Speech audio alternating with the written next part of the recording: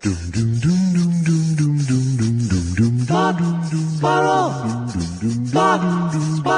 2 Jews, 2 mics, 2 hours, starting now.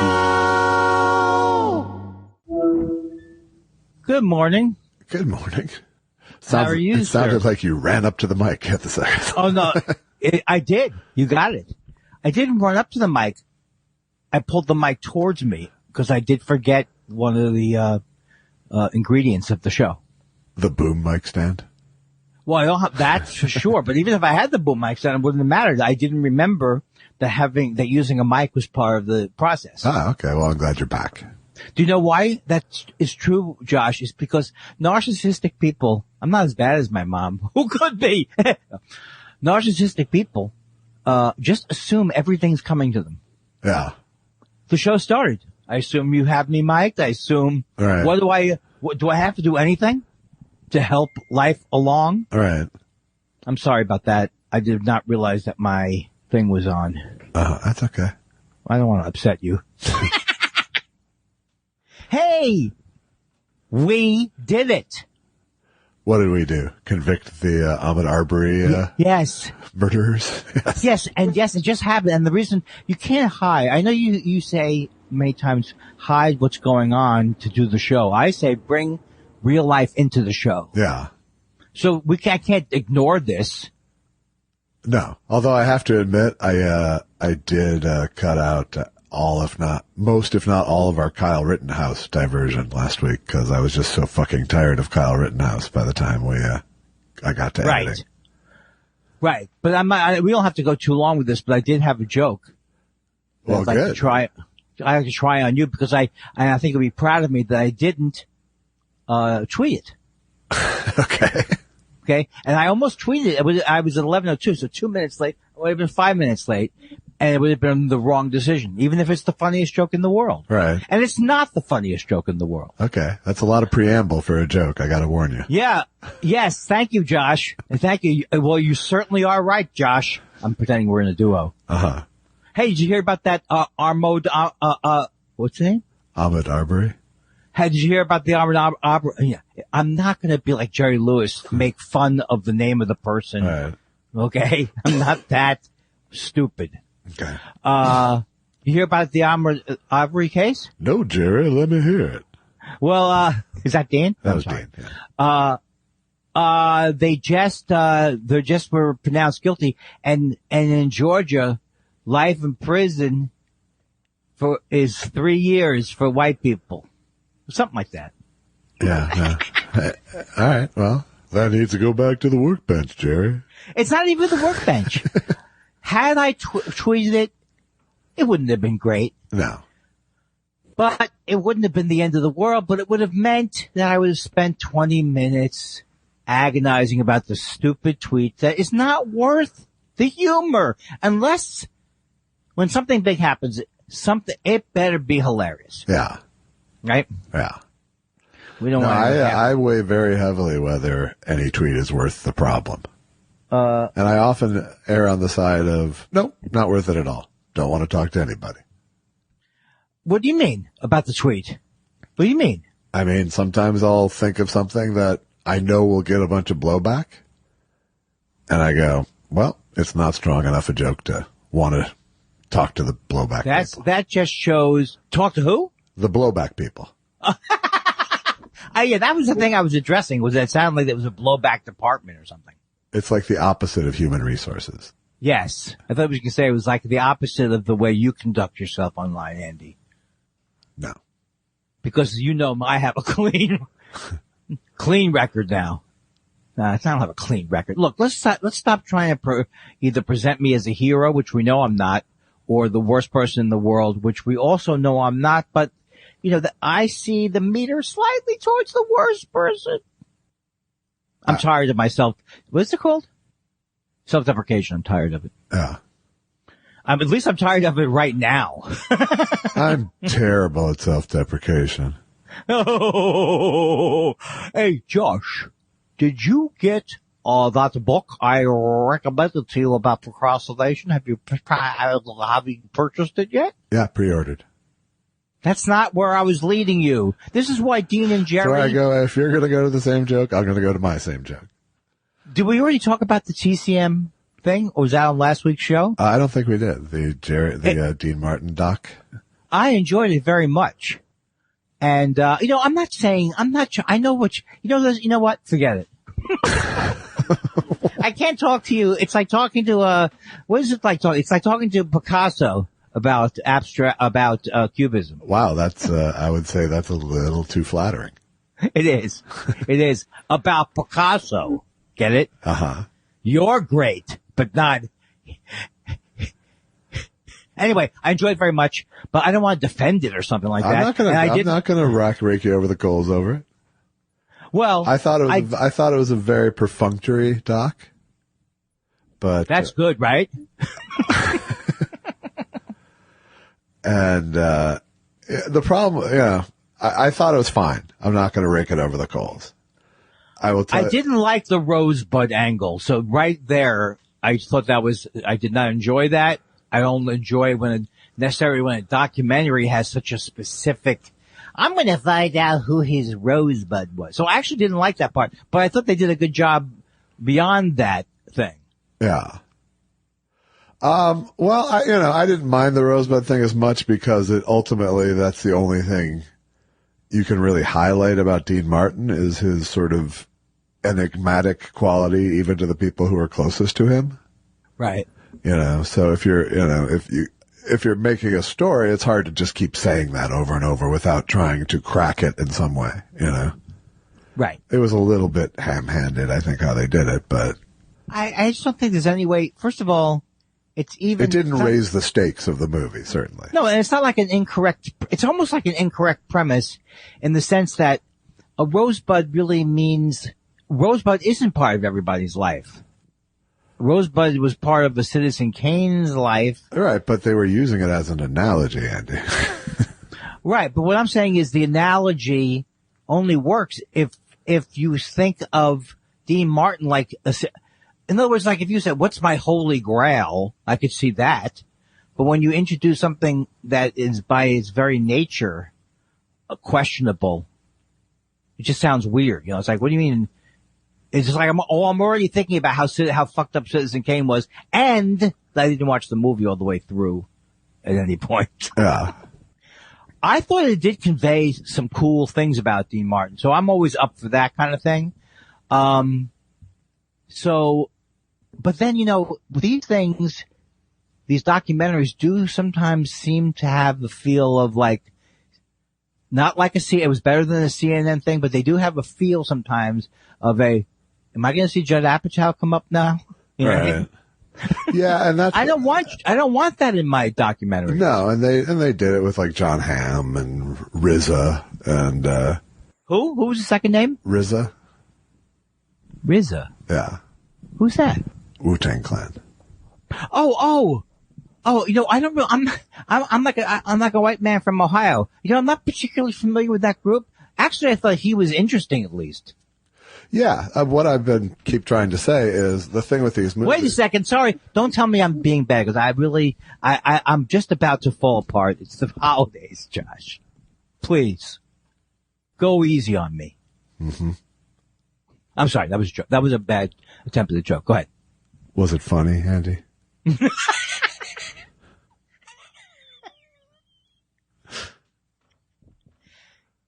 Go ahead. My apologies. No, I mean, the problem you have with when you're doing, someone of Dean Martin's vintage is there aren't a lot of survivors left. There aren't a lot of firsthand witnesses left. So you end up filling it with a lot of people who've read books about Dean Martin and are telling you the stories that they've read or heard, so it gets very hearsay-ish. That's a funny way to put it. It's like the movie is hearsay. Cause so many, like so whenever people. You see Cliff Nesteroff in something, you're getting that. You're getting a guy who's read books and talked to other people, and he's telling you what he read or talked about. You know what? I think we're discouraging him from being a fan of the show. Why did I say a fan of the show? I apologize for that. I would be shocked if you listened to our show. I would, yeah. That's true. So, especially now. It's narcissistic for me to think about that he would. Yeah. No, he wouldn't listen to the show, but if he found out we were talking about him, he might. He might. Yeah. I'll keep an eye. If he blocks me on Twitter, we'll know he listened to the show. Right. Here's what I would say. I mean, because it's not an argument. It's just an exchange of ideas. But like, even if I had learned more about the restaurant La Famiglia. Yeah. Would be interesting to me. So in other words, it's like, I'll accept, because I'm watching TV and I'm not watching murder shows, I'll accept anything that engages me. And depending on the person they're interviewing, if I like that person, I can almost separate completely from what the thing is. So absolutely. I felt I got flavor I got some good flavor of him in this thing. Yeah, and I think that it accomplished that for sure. And I think, that's the nice thing about documentaries is even bad ones, you can walk away with some nutrition, Yes. So, and it made me like Dean Martin. I mean, I love Dean Martin.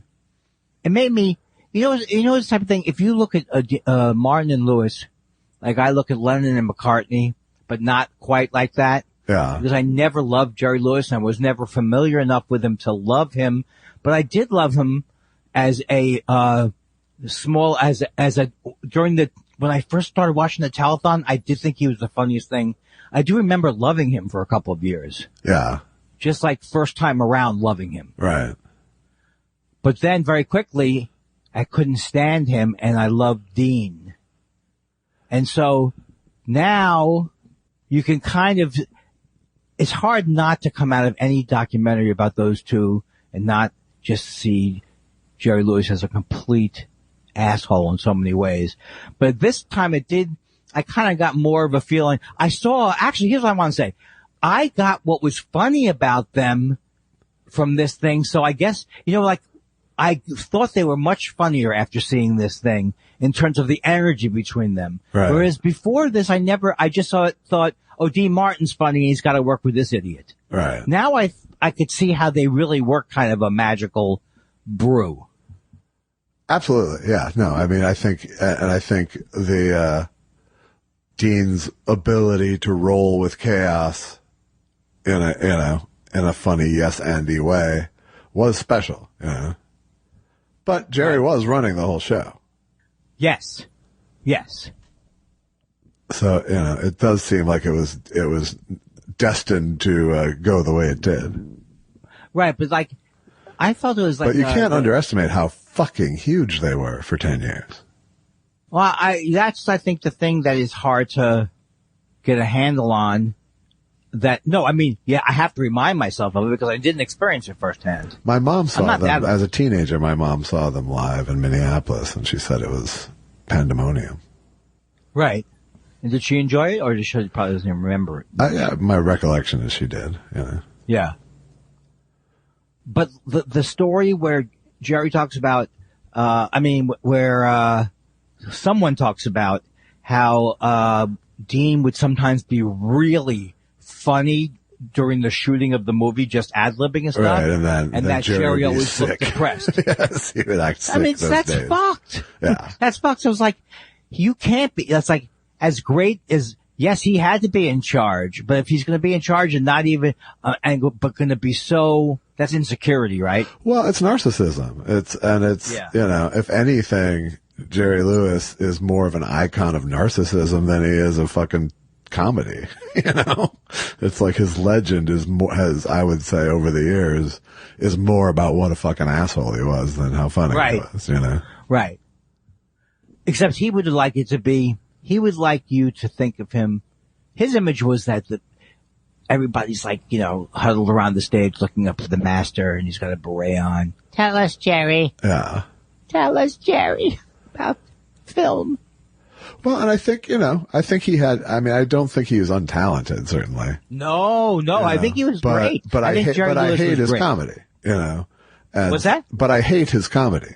I always have. So even when you watch Nutty Professor or whatever movies he directed, you go, okay, they executed the gag, but I don't think the gag is funny, Someone said they liked the cat. I don't know who said they liked the cat. Is the caddy better than, I'm trying to think of, should I see one? I think I've seen maybe the Nutty. I think I've seen bits and pieces of his movies. Is the caddy significantly better? I don't think so. I mean, it's sort of a biopic. It's a fake biopic about them getting together, sort of. So I can't say it's worth seeing because if you don't like them, you're not going to get what you want, Plus the thing about him showing up at Dean Martin's son's funeral was great. And I really do look for opportunities to cry. Yeah, but everyone hangs so much on he showed up to his funeral, but didn't say anything, like he was such a hero for not making a big deal about showing up. But everybody does know about it. There's not a person on the earth who doesn't know about it. Right. If you go to Zimbabwe, right, they will say to you, tell us about do a bad voice for Zimbabwe, and then it can be on you.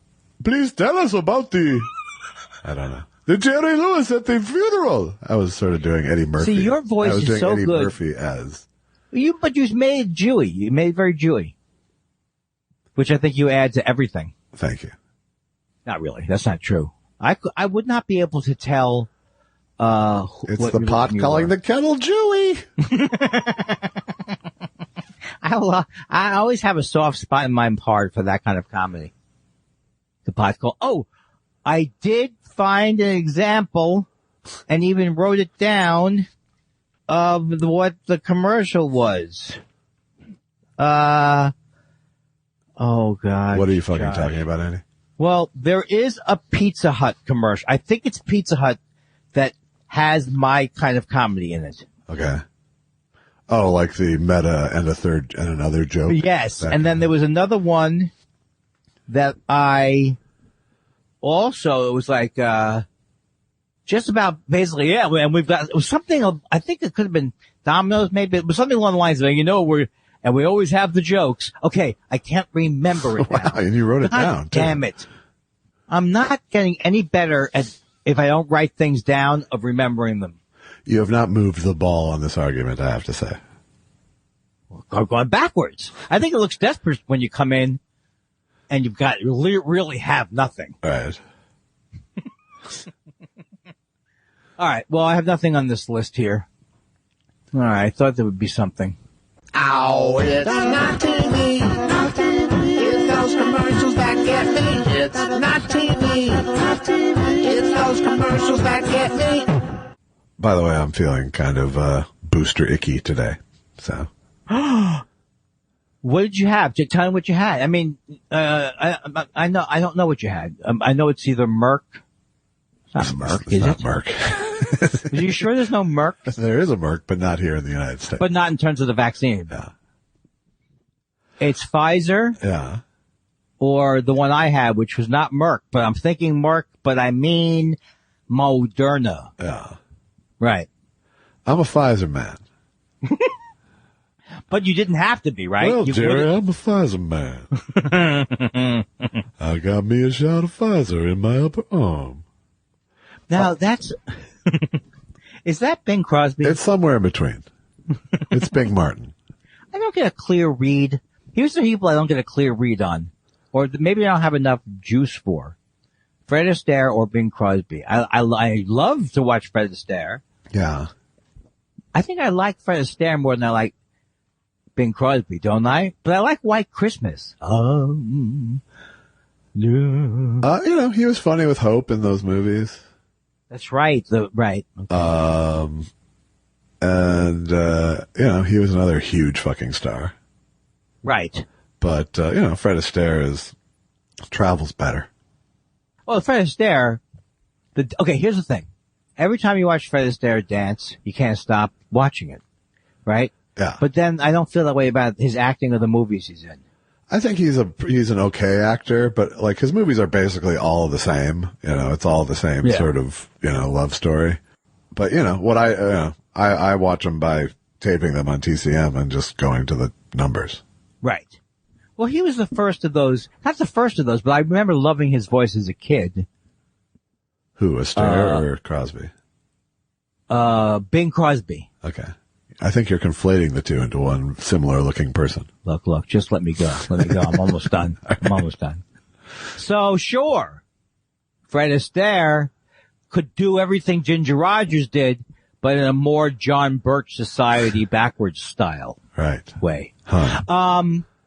No. I was going to make a point about singing, which is that I also thought was good in the Steve Martin thing about how he talked, some quote he had about how he didn't think he had a great voice, but he knew what he was like. He was kind of describing what he did that gave me the feeling he had a good handle on what he did, which was really like bringing that personality. Cause I was like, I never even thought, when I used to think about him as a singer, I used to think of it as a joke because I was a kid when I heard people probably do impressions of him. Yeah.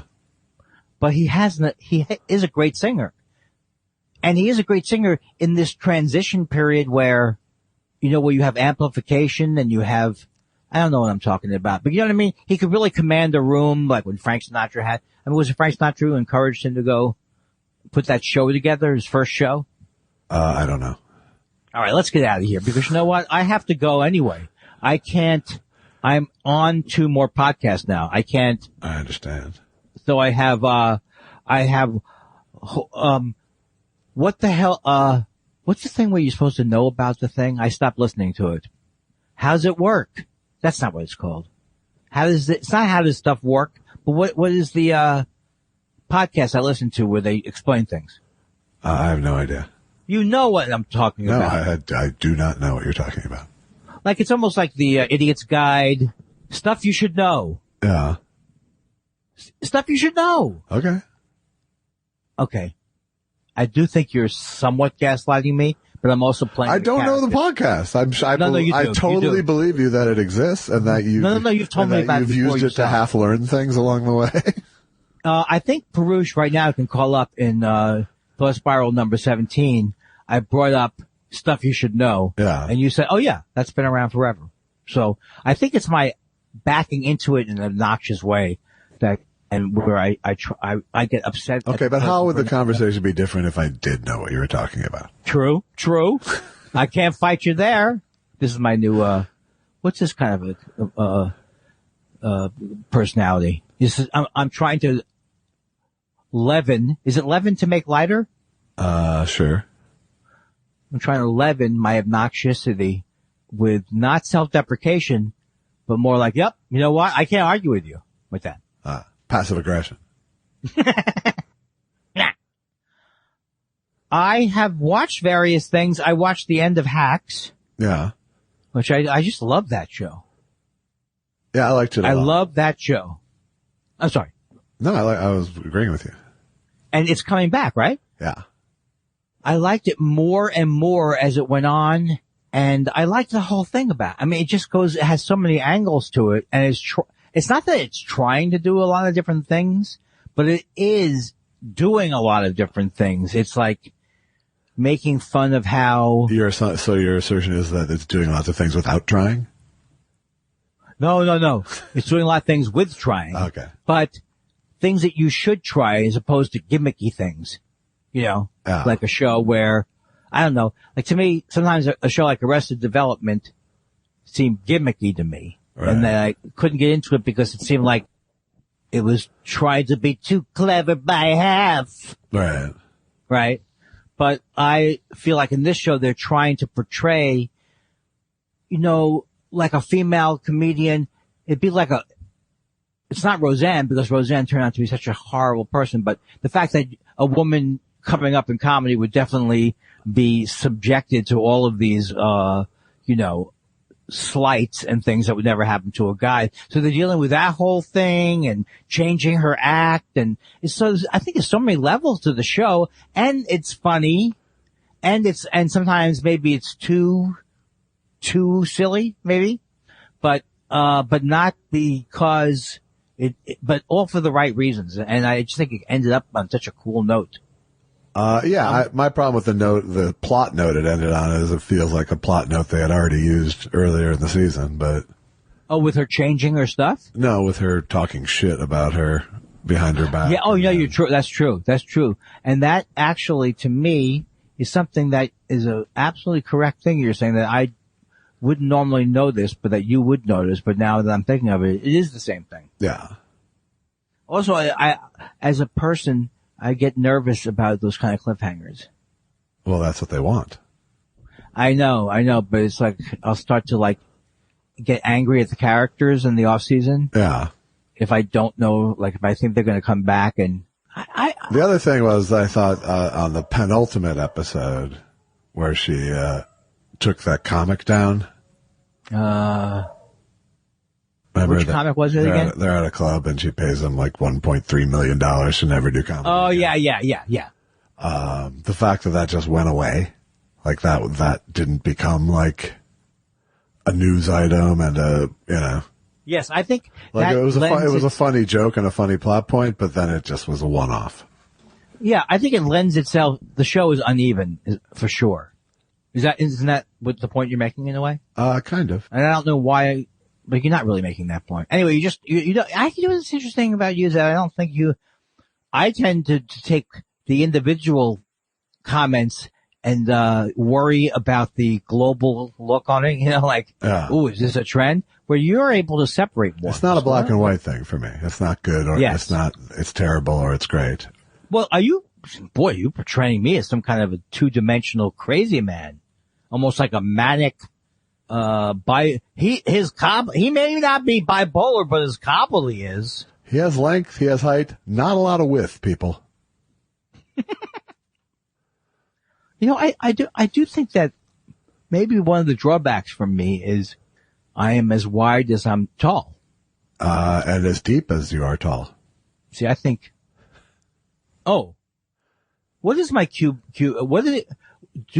is that a thing? If I had a Fitbit, I would know my square footage. I think you would, yeah. Doesn't that sound like something you would know? No, they would have a thing like that. Like, well, your total body. Your volume. Volume. And if it's changing, then you'd be like, oh, you should watch your carbs or something. All right. By the way, Josh, I want to thank you again for the keto diet. You know, and the thing that's so great about my diets is the cherry picking. You don't pick cherries, though. No, I don't pick cherries, but I like a nice keto diet when I want to eat 5 quarts of ice cream at night. Yeah. I go with the full fat keto. Good. Do you know what I'm saying? Yeah. But then the keto diet has some things I don't like about them. Right. Like not so much bagels. Yes. You're right about it. Yes. Why so negative? It's the cherry pick diet. I notice when they have ads for Seinfeld on whatever it is, on Spectrum, whatever. It's just, I don't know if it's how long the show's been on or the shoddy job they do. When they just make a progressive series of things of them falling or expressing them, you know, or making large, it just looks like a clown show. Yeah. It was a big show. They were big on that show. That's true. Joey! Oh, my timing is off, and I don't mean in terms of the show. I mean, I think could be making the big, no, I don't want to be like my father with the, I'm getting old. I am like my father though. Why? I can't fight it. Yeah. I'm old. Hi Josh, I'm old. We hold these truths to be self-evident. That's right. That when a Jew reaches 30, he starts complaining. Every Jew. Any Jew worth his complaining salt can find something by age 30 to complain about. I know for me, it was growths in my testicles. That made you start complaining? No. It was a time period. I think Lance Armstrong, it was before Lance Armstrong, but people were getting Tom Green. A lot of people were getting I go back to John Kruk. Well, I don't mean to laugh at the name, but is that a football player? No, he was a baseball player. He was a power hitter somewhere, right? For the Phillies, yeah. And is he okay? I think so. But they took a ball or two. Yeah, and that was a scary thing. So that at age 30, I was like, could be curtains for me. Cancer could be curtains for me. But not till I hit So then, so in other words, that's when I could start complaining. And so I think, and from there, you could see yourself as downhill after 30. So what, so you had psychosomatic testicle problems at 30 is what you're saying? Or? No, I had various. A vigorous self-examination regimen? Well, I don't think I touched that area more than any other guy. Yeah. But you're touching it right now, aren't you? No, I'm not, thank God. But that ended at age 50. Yeah. Where I could, I'd say that my first 50 years, it was finding what part of my pants I should stick my hand in. Yeah. And then after that, it was trying to get my hand out of my pants. Why am I laughing so hard? Can you just tell me, okay, I'm going to ask to phone a friend. Okay. And I don't know if I have one per show or two per show. What was I talking about? Your testicles. Okay, yeah. I had varicocele. Thank you. I really appreciate it. Varicocele. So they were these growths that I thought were cancer. And I'm actually saying it wrong. Spherical. Varicocele. It's like that. It's that kind of a thing. And is that like a varicose ball vein? What was the second word? Ball. Varicose. No, I don't know. That made me sick, what you just said. It's just a growth that happens in your testicles but they're not, cancer. They're just like little growths and they can get smaller or bigger your whole life. Yeah. I stopped feeling for them at 40. We could do an hour special about your genitals at this point, by the way. This is how I would have been scared to be if you had told me this when I was younger. Welcome to the retrospective. You know what?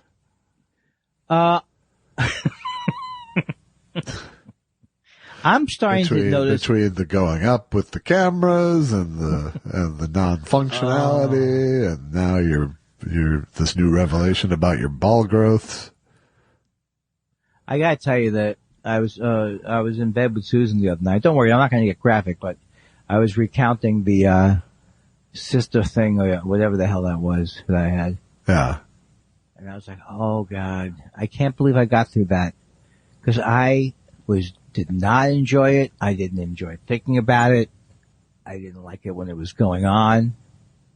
Yeah. And, I still shudder. But now you reminisce. That's right. Now, like an old Jew, that's part of being an old Jew, is that you have, but you see, the thing is, I used to be angry at the old comics because I didn't want to hear about their jokes were so terrible, I thought, the prostate jokes. Yeah. But yours. Yeah, mine are, no, I don't, no. But I'm not really doing jokes about my prostate. I'm doing real life anecdotes. Right. You're doing theater. I love your doggies. It sounds like real life to me over there. That's all it is over here. Does that mean that both dogs are healthy these days? They're both at least spry. Are there any? I decided to start to catalog all the commercials on TV because there's only a certain amount of categories of commercials. I mean, I'm starting to categorize them because good project. It is a great project, and one of my least favorite categories, boring wise, is how good the dog food. Like commercials that try to highlight how good their dog food is. Yeah. And there's one that's like it's like pride of the dog. It's like something of the dog. I've seen the signs on buildings. Yeah. And then people are saying like, it's almost like real food. Get the fuck out of here. Okay? If that's what your promotion's gonna be. All right, Josh. Anyway, so here's the categories of commercials that there are. There's, dog food commercials. Uh-huh. There's insurance commercials. Okay. You're just naming products now, Andy. No. There's, because there's subcategories of insurance commercials for sure. Right, but I was thinking there were only insurance. In a certain way, I do think that if we do crash as an economy, I just don't want you to go through every product. There's fast Oh, I food don't like commercials. There's car ads. There's that's law right. firms. Here's the problem. You can't go past, you can't do 4 more. I defy you to do more than 4 more. Tuna fish, cereal, Oxy, pimple cream, and, Okay, you did it. and You did it. financial services. Yeah. But they all seem And I could like, go on. I wish you wouldn't. Toys. But they all seem like multi-level. They all seem like scams to me. All of these They things. seem like ads, really. Right, but here in my mind, And you know that because it's on between the program. but in my utopian mind, commercials could have been wonderful, things like local things in the neighborhood. Hey, come down to Eddie's Deli, Yeah. Andy, like that. Uh-huh. Something that I'm interested in. Well, watch worse television. Well, you know what? Here's what I'm going to do. I'm just going to sign up for every service. But here's the thing. Even when I dodge the commercials now, Yeah. let's say I dodge them or I go through them or fast forward or whatever they call it these days, Yeah. then I'm just stuck with, I'm watching a series of murder shows. Yeah. What's the point? Again, I think we're talking user error here more than the system that's being broken. Oh, no, I am not, believe me, I am not claiming I'm the problem. Yeah. I mean, it's something for me to look at, in a way. Well, I think we're officially suffering from our lack of pre-meeting. Well, speaking of both local commercial TV and being old, today is the 33rd anniversary of the premiere of Mystery Science Theater 3000. Congratulations. 33, that's a lot. Oh, my God. Yeah. Wow. 1991? 1988. Why do I even say it? I had no idea going in what it was going to be. You clearly didn't know what year it is. Exactly. So I'm just some kind of schmuck. It's narcissism again. I'm going to come in here now and go, just guess a year. I'm going to crack right this puzzle. And then if I get the right year, won't that be something? Well, it is amazing though. But even though I was 17 at the time, it still makes me old. 33 fucking years. Wow. I still can't believe you're 50. Because you know why? You do not, and take this however you want, you don't look a day over 49.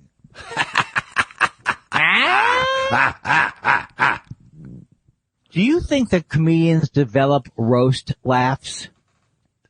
Oh my God. I think that, it's like, I hope this isn't my idea of riffing. Do you think they have roasts in third world? Hey, in third world countries, what's their third world? Sixth world? Hey, speaking of riffing, I'll be in San Francisco on January 24th. Don't let me guess, okay? You're going to be part of Sketchfest. January 23rd, yes. I am going to be part of Sketchfest. The last night of Sketchfest, I'm riffing with a bunch of MST folks. So if you're in San Francisco or the Bay Area. Okay, that sounds great. That is wonderful. I hope they don't put you up at the club quarters. I hope not to. Maybe it doesn't exist anymore, right? It doesn't exist anymore. It's just it's a one night pop for me, so. Yeah, well, that's what they usually, I don't know. What am I saying? I'm not, I hope no one asks me. I'm worried about it. And are you nervous about it or you don't care? No, I don't care. I just got fucking boosted, baby. That's right. Okay, you know what? I'm going to keep my comments, I'm going to keep my worrying about when I'm going to go back on the road to myself because it really, who cares? It's my decision, but I really kind of could just retire though. Not retire, but like, just not work. No. But like, no. I don't know what I'm saying, Josh. I never want to give up the sawdust. Yeah. And well, the glitter. there's literally nothing forcing you to actually officially retire. No. I mean, I don't even know why I'm saying it. I'm only saying it as if like an artist. Except for the Hall of Fame. That's the only thing. That's true. Do you think I'm going to get in? Sure. Did you hear about the Grammys? Was I reading an old story that Louis C.K. is up for a Grammy? I might be reading the wrong year. It is the same old story, but it's a new version. What album has he made? I'm on his mailing list. And where's my Grammy? Hey, don't laugh like that, please. Yeah. Did you submit your album for a Grammy? Oh, boom. Again. There's always a twist. Meet me halfway, Jacob. Buy a ticket. I love those kind of jokes. Write a song, Joe. I sent you 2 boats and a helicopter. Weren't you looking? No, that's not it. No. Well, the only thing I never want to hear again is if there's a God, how come I get infections in my toes? If you really believe in God, why do they allow death? Oh, I see. You're right. Are you watching Sesame Street? What is happening?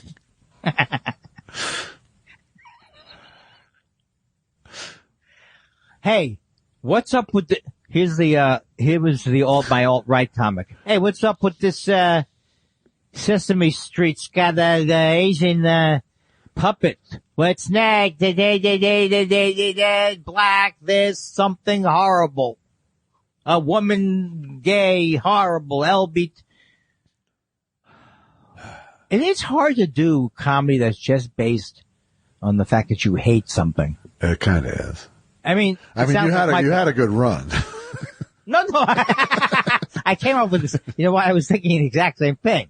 I am very similar to that. But beyond the fact that you nailed me, beyond that, just think about the fact that your whole thing is like, oh, what are you, a woman? Or you telling me you're a woman? Or what? This guy comes up, he goes, I'm a woman. What the fuck? It's no different from Boy George. What's this bullshit? Right. It's the same bullshit. Horrible, faux New York act that's always been terrible. Well, not everybody does it with the faux New York accent. Hey, let me get this straight. Hey, fuck you. Hack transcends dialect.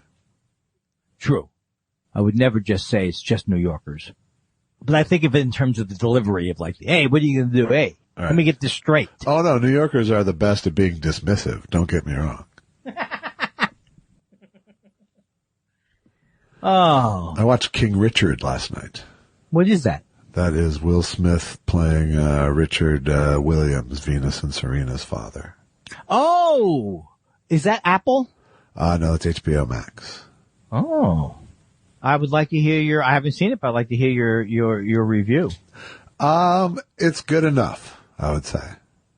I think he's really good. Will Smith is really good. Good piece of acting. The whole cast is strong. It's still just kind of, structurally a sports movie, which, it's hard to get around. But, but he contained it to their early teens. It's a story of him more than the girls. So, and, and it's a soft sell on who the guy actually is or was, but it was still a good, a nice piece of character acting. That's sweet. But you seem to be giving it a 5, or what do we have to rate it for? 5 out of 10? No, I'd give it a 7 out of 10. Yeah. I'll watch it, I think. That's my reaction to that. It's got tennis. It's got good acting. What could go wrong for Andy Kindler in a situation like that? There's a lot of things that can go wrong. I think there's one of those, oh God, I just got sick in my stomach. Sick to my stomach. I think it's a good sign, at least. Yeah. You know what I mean? That's the first step towards healing. I think it is. If you can skip the self-deprecating comment and go straight to nausea. He saw me too. We talked about the mushroom documentary, right? We did. Okay. Captain, it's the lull alert. All right. So you saw that. What else? Wow. What else have you, anything? This is brutal. What? Did you have? Hey, we're not. How about Thanksgiving? You got plans for that? Let me ask you a goddamn question. Let me tell you something right now. Yeah. Let's fake fight it out. Okay, fuck. Okay, let's do a thing. Okay. All right. Just follow my lead, all right? Okay. You ready? Fuck face it up. What do you mean? What am I? What'd you ask me? I'm not telling you, old man. Oh, I get it. What am I doing for Thanksgiving? I can't play characters, Josh. I just don't have it. Yeah. You know what? I'm just, but if you think about this though, we're going to have bone and turkey thing. Uh-huh. I'm going to prepare that. Okay. Brussels sprouts. Okay. With is it pancetta? Sure. Shrimp cocktail. Nice. And I don't know why, mashed potatoes. Uh-huh. And stuff like that. Gotcha. What are you doing? What do you got going? What do you got rolling? I got my standard fare. I think you get a bigger following if you stop calling it your standard fare. That's standard Thanksgiving fare. Turkey stuffing, my cream corn thing, Brussels sprouts as well, although not with pancetta. And I'm feeling a little jealous about the pancetta now. And the cranberry relish. You sounded a little Dennis Millery on the cream corn. Got the cream corn now. Yeah. I can tell that you're a Logie from the I'm a Logie. That's why I put it out there. I think that is, again, let's bring it back to me though, okay? All right. See the growth on my part? On your balls? Why would I laugh at that? See, I laugh at that, and that's why the show goes downhill. That's why we can't match our last year's numbers. Let's get away. I don't know. I have made a note. Let me make a note to self. Stay away from my balls. That's already, that note's already on file at the police station. If you then you just might be something with your balls. I have to admit that structure does work. If you, then you just might be a Jew. Yeah. If you wear a small yarmulke on you, you could just possibly might be a Jew. Yeah, it's even better than never got a dinner as a joke structure. It is. Because it allows you a lot of movement. If then. It's very simple. If then. Yes. If you think your sister's sister and is also your cousin, you might be a redneck. If your neck is red, you just might be. Look, you should appreciate this. You're Logie, yeah. And I'm going off into this wonderful land of characters. Yeah. Any requests, Josh? Now take down Dice Clay. Hey, hickory dickory dock. The 80s can suck my cock. Please don't include that. No, it's there. That doesn't even come off the tape. I can't. You know what? I stand behind that. I couldn't even scrub that off. I stand behind that comedy. Right. I'm Andy Kindler. Didn't you do that thing about the 80s and the sucker? Yes, I did. Yes, I did. Yes, I did, and I stand behind it. 100. Are you going to see the movie about I wanted to kind of see the Gucci. Do you have to go to a theater, though? I don't know. Are you going to see it, though? Probably not. Why do I have this boy? I don't like this boy. What are you doing for the holiday? Biopics are one thing, like the King Richard, but then you go to the other level of biopics where you don't care about the topic. Well, that's most of television. It's true. That's why I watch so little of it. I watch television constantly, but I watch very little programming. Well, let me tell you this, Josh. I don't know if you know this about myself. I don't mind television at all. I don't have a problem with it. Yeah. It's the commercials. Boy, I don't like those ads. You don't think I played that sting about 15 minutes ago when we were in Commercialville? Yeah, but this is cool. I'm back announcing the show. Yeah. Yeah. By the way, have you thought more about the show notes? Well, it's on you. What's that? It's on you. Oh, wah. I thought you were doing this one. Oh, wah. Tunass I am. Huh. Doesn't sound like me, really. No, it's not you. Although the go fuck yourself joke is pretty much like that. You know what made me laugh the other day, but it's also horribly It's just rude. Is Dick Gazinia. Made me laugh. Yeah. Dick Gazinia. I know. Hi, I'm Dick. I mean, it's not appropriate as a... No, but social. I remember as a young man going to Vegas with my friends and seeing how many we could get paged of those sorts of names. It's so stupid. I can't believe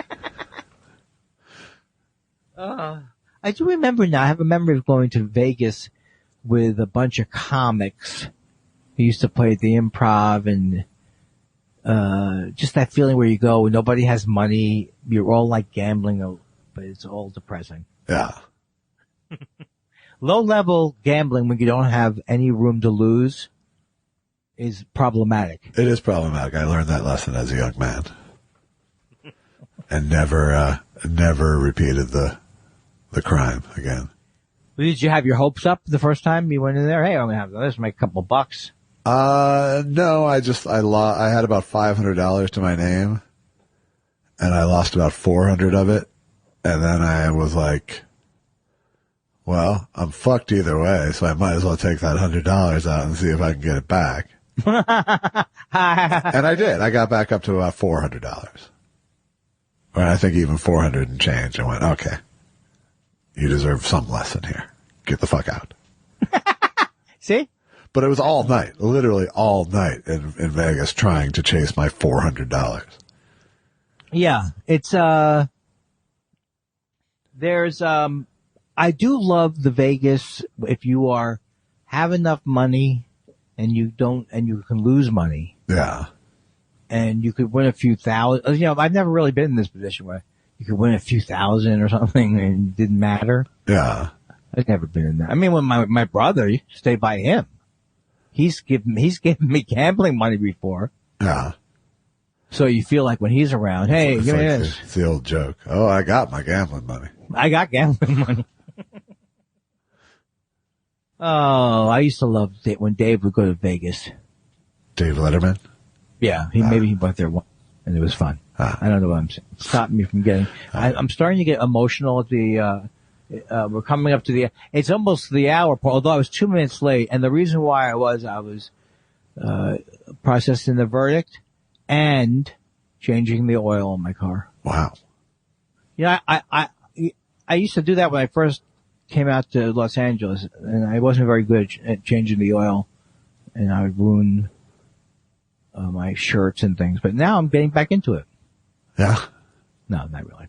I'm sorry about that last thing. I just thought about retirement or something. I had this image of retirement and AARP and 65 years old in downtown Los Angeles. And it's like, this is not the subject matter that's going to bring us that younger listener.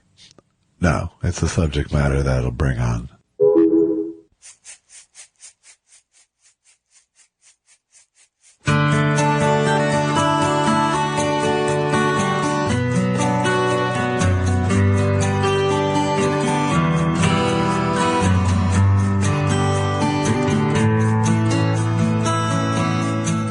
Just for me. Sometimes it's easy to believe on a cool, crisp day when everything's okay, it's how it's meant to be.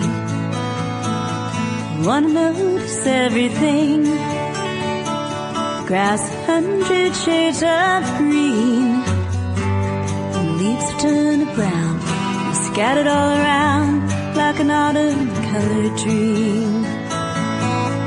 If the sky falls down, you'll be closer to the stars, knowing everything we'd ever wanted was ours.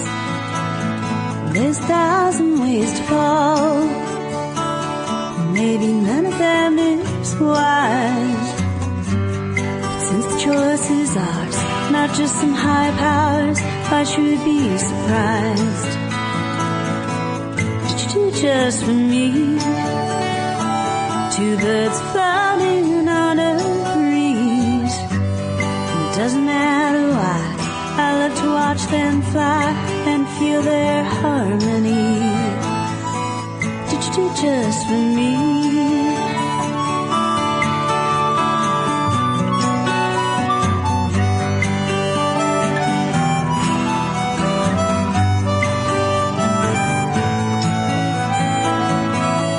If the sky falls down, we'll be closer to the stars, knowing everything we'd ever wanted was ours. Did you do just for me? Sometimes it's easy to believe on a cool, crisp day when everything's okay, it's how it's meant to be. Did you do just for me? Two birds floating on a breeze, and it doesn't matter why, I love to watch them fly and feel their harmony. Did you do just for me?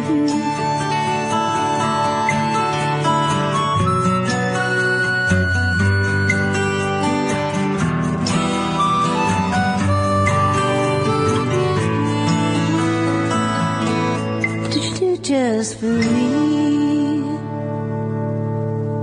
Hey, how are you? I'm okay. How are you? Not too good. Why? What's wrong? No, just the guilt. I just feel bad. Well. You did say no big deal. I did. I meant it. Right. And I think, when someone says no big deal, I appreciate that. And then I think what you probably don't want is a follow-up of, why I still feel bad about it.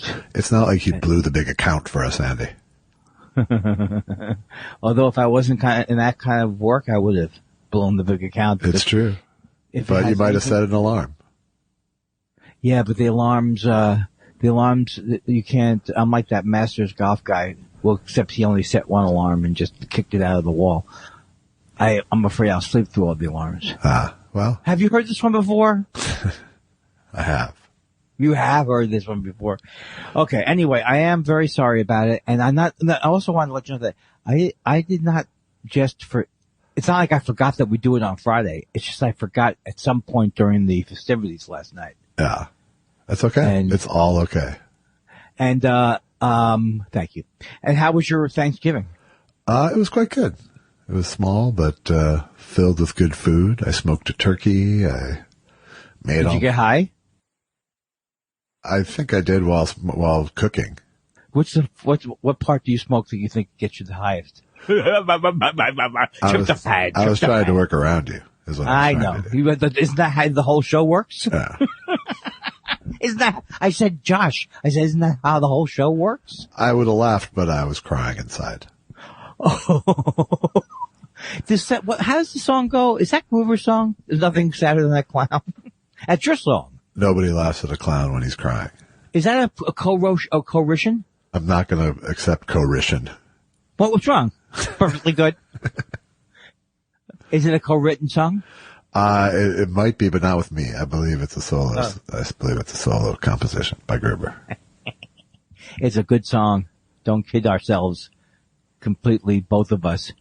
Okay. Well, where was it? Okay. What did you think about my phone a friend thing the other day? I was so impressed with that. I don't know what you're talking about, honestly. I said, the one's a show. It's a code word. Yeah. If I say to you, I'm going to phone a friend, that means I don't remember where I was. Oh, okay. And so I have one of them show. All right. And I did that with you and I did that. I'm waiting for it. I mean, I don't know what to do when my mind's blank the rest of the time. Well, it's also odd that that's the only thing you remember from the previous show. Are you kidding me? I have the show. I score the shows now. Uh-huh. I score if you're scoring at home. Yeah. And it's interesting. You're 1 and I'm 2. Wow. On the scorecard. I'm down. You're 1. Oh, those aren't points. That's my position on the scorecard. I was trying. You never scored. It's like a call sheet.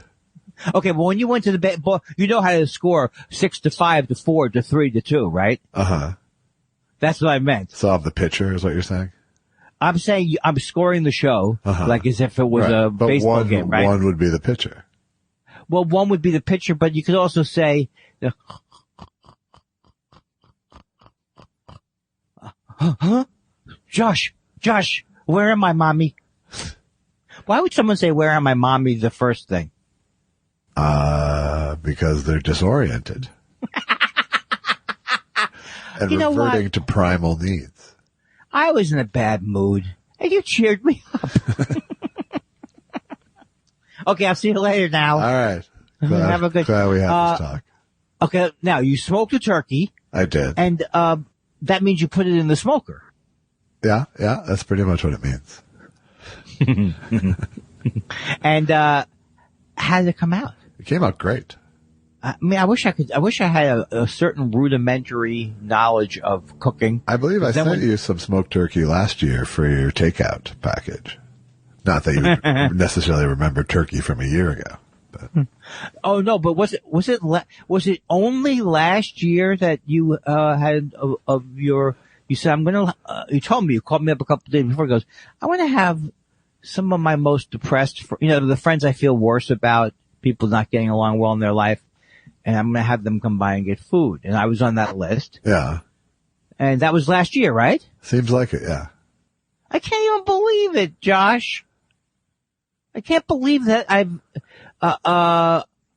can make it selfish and make it all about me and my family, but it does seem odd. I know it's the second Thanksgiving. Yeah. But it does seem odd, though. I wish I had better, what are they called? Words? I just figured out with the first person, the second person. I knew what the first person was, right? Yeah. I bet you did. I didn't know that the second, was that? I said I bet you did. Because I'm a narcissist? Yes, that was the joke. When we read about narcissism, I really enjoyed reading this one chapter about how obsessed they are with how great they are. I'm not surprised. I kept seeing myself. And I loved it. Yeah, that's the thing. People say being a narcissist is really not good, and it's bad for you and your family. I like it.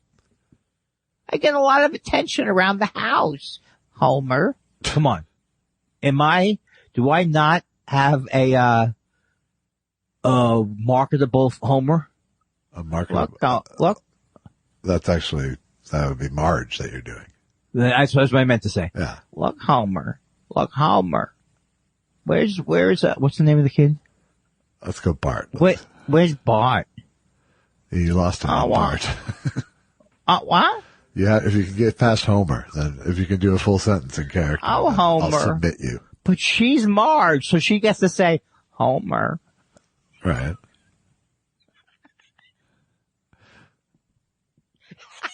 I like when you say that.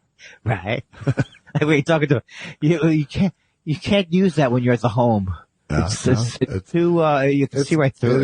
It is a response to you that I've developed that allows for the possibility of more, but still displays my skepticism, I think. I can't believe the way you treat me, but I want you to know that if you ever do die, I will come in the back of the church. Yeah. And no one will know. And no one will know except later and for the rest of my life in every format. Right. Oh, I saw a bad movie yesterday. Cheaper by the dozen. That's some bad. Lucille Ball's in it. Yeah. Maybe no. Is it Yours, Mine, and Ours? Yours, Mine, and Ours was her giant family one. That was terrible. Henry Fonda? Yes, it was. Susan said, "Turn it off." Turn it off. She said. I remember watching that as a kid, as a daytime movie on TV. Yeah. And feeling like, really, Lucy? Wait, this was Lucy after she was Lucy? Yeah. Oh, yeah. She doesn't look like a spring chicken, like in the early ones, because she's kind of sexy in the early ones. Well, why am I talking about being attracted to Lucy? Well, she was an attractive Hollywood star before she was Lucille Carmichael. See, that's the thing. I kept thinking, is this all before with Henry Fonda? But it doesn't look like it. It's like she's already saying, hello, Viv. Right. Which one's yours? Which one's mine? Which one's ours? It looks, and here's the thing that makes me upset. They remade that movie, I think. I don't know. They did make Cheaper by the Dozen, I think. Oh, because I thought Yours, Mine, and Ours just came out a couple of years It's ago. very possible. Because I used to have a joke about how There's nothing distinguishing about it that you couldn't just plug and play a bunch of people into it. well, and Cheaper by the Dozen is bad too, right? I don't know. Because I remember they were like books I saw in my attic when I was a kid. Cheaper by the Dozen, and there was another book up there called For 2 Cents Plain. Yeah. What are these books? How many do they have of those? Give me 3 seltzers, I'll take a half pound of salt. From Jeremy Newbergstein's series of Price novels. What if I bought a score of them? What would be the price? By I can't think of the name. I went down to books by the pound. I want 12 pounds of history books. It's cheaper by the dozen. I did decide, I tweeted this yesterday. Not that you should see my tweet, because I'm not looking, I haven't been looking at your tweets. Ouch. And then I only stumble on your tweets when I'm looking, for some trouble I'm in. Okay. Okay, what was I, oh god damn it. It was your tweet you were going to crow about. Oh, no, it's nothing to crow about. It's just an observation that I really do like, Romo and Jim Nantz. Those guys I like together. And the thing about Romo I like, and, you know what? Give me a little time. Give me a little time on this. Romo is handsome. I'm talking about compared to Aikman and Buck. I like Tony Romo. He's funny. Are you really? Is this the best of you now, Josh? Really? Is this the best of you? Yes. It's time for me to defend my boundaries. With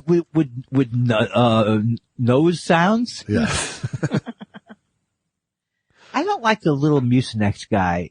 Why do we have to make, I know why I'm taking Mucinex. Do I have to have, I'm a little flummy ball. That's right. My theory on that, on the personification of medical problems, is, if they irritate the shit out of you, you'll want to get rid of them even more. And then do you say enjoy the blow then? Enjoy the blow?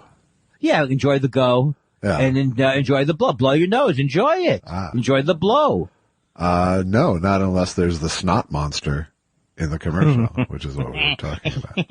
I'm glad I would have loved to have worked on that project. It's Mr. McFlopper. I was watching a show the other night, and they were saying that there were 4 things that they used to define a person, phlegm. Like if you're phlegmatic, that means you have a lot of phlegm. So what were the other things that they said were what, you know what I'm trying to say, right? Bloody snotty jizzy is what you're trying to get to? What do you? Hey, did I send you, or did I dream that I sent you another example of jokes? Yes, we had an interchange. We did. About it. We did. It seems like a little narcissistic jag that you're on with this thing. that there's somehow commercials out there copying your style. Yes, I really feel, but did you No, I mean, I kind of get what you're doing, but whatever it is this guy's doing, I'm saying I've contributed. Here's what I'm saying. You think I'm doing it like a narcissist, which of course I bring to every topic. Right. But I do feel like I have gotten laughs from not doing the joke and just observing that's the joke. Here's where the joke would go. So to the degree to which that has contributed to these horrible commercials, I apologize for that. But you think to even say narcissistic. Yes. It does seem narcissistic. It does. You're apologizing very right. on behalf of Zeitgeist.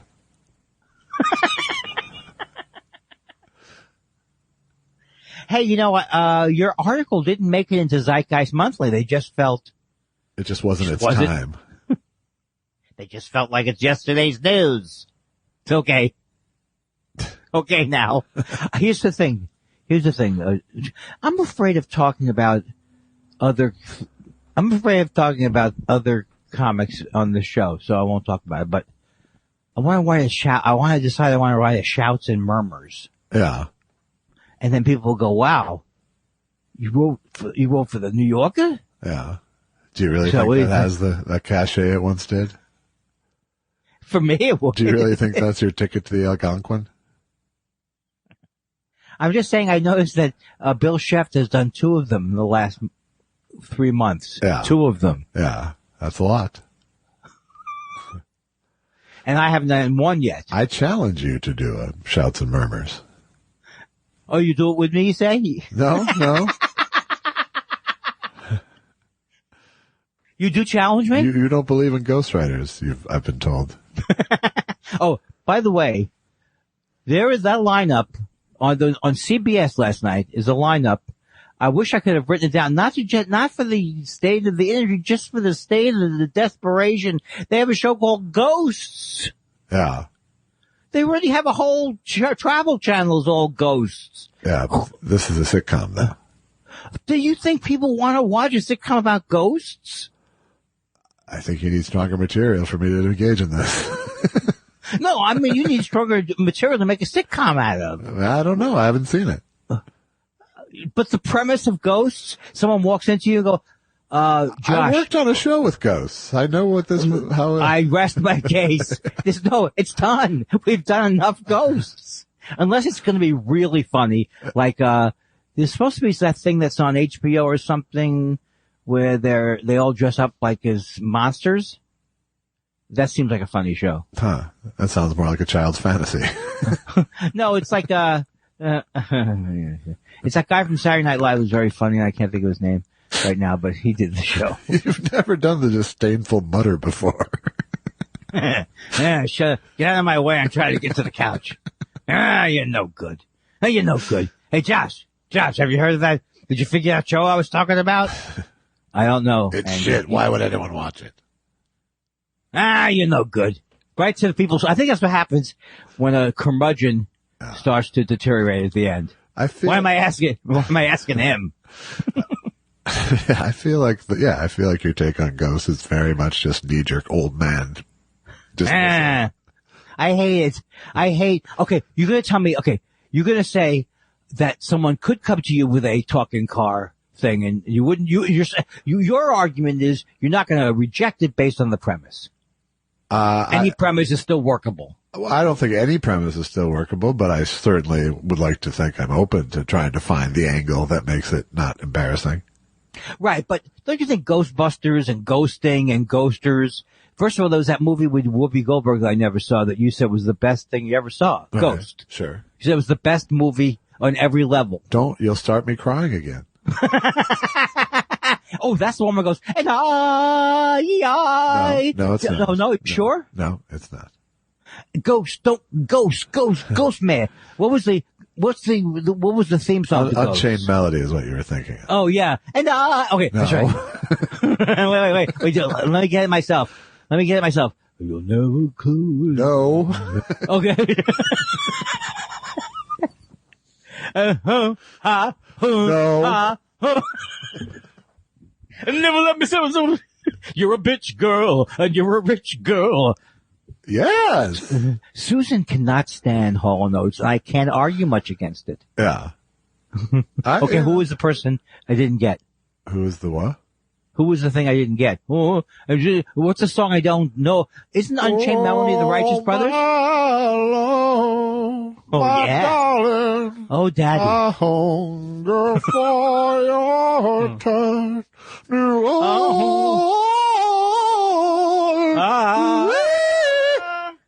You want to hear me go up that high? You ready? I literally can't get that high.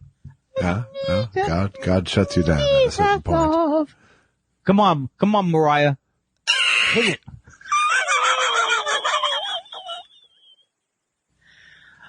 Oh, Josh. We have fun on the show. Even though I slept through it. Even though I'm not a good person. Even though I'm a narcissist.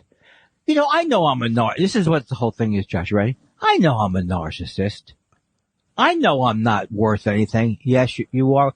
Then you would, after a while, you don't want to say you are worth something, right? No, I think that's the trick of narcissism is you never get there. Here's the thing. Enough about me. You talk about me. Uh-huh. That's how many narcissists there are. I don't know. They're busy screwing in a light bulb.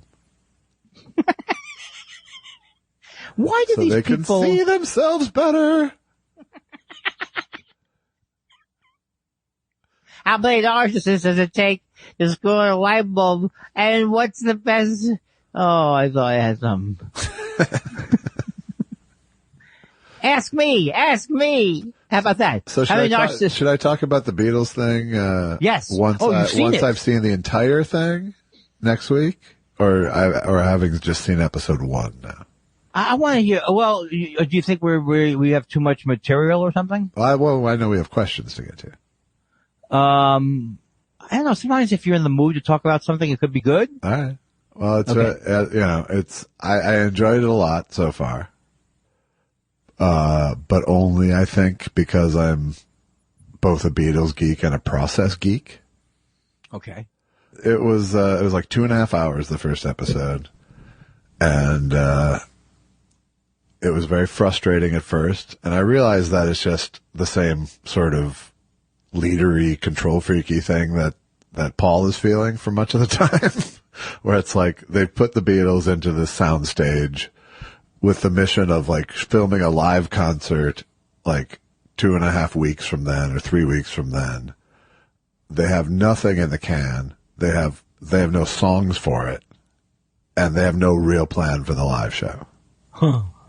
So right away you're like, this is a recipe for cranky, even in the best of states of a band, you know? I mean, the first episode still kind of feels like Let It Be. You know, it definitely feels like this band coming to its end, you know, both explicitly and underlyingly, you know, and George is in a bad fucking mood the whole time. And you can tell it's like he comes in with a big fucking chip on his shoulder, wanting to be a full partner voice in the band, and it's clear that the band's just never worked that way. So it's trouble between him and Paul, because John is the best behaved, I would say. Really? Yeah, John isn't looking for a fight at all. John appears to be pretty stoned, and Yoko is glued to him, but he's calm, and you know he isn't bringing a ton to the table really. Right. But he's not there spoiling for a fight at all. You can tell that, you know, even though it's weird that Yoko is right fucking there, it's also like she's behaving perfectly well, and he's clearly calmed by her being there, you know. So that part was interesting. That I didn't remember was John's attitude, but John's attitude was like really pretty goddamn good.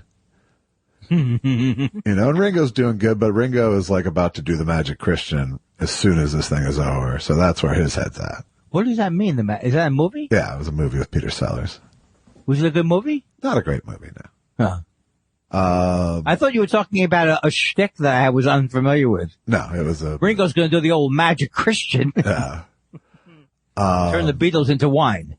What you don't get in Let It Be is a bunch of scenes of the super douchey director of Let It Be, like constantly in their ear, trying to push them to go to Libya to do the show at an outdoor amphitheater that none of them want to do. Who's the director? Michael Lindsay Hogg.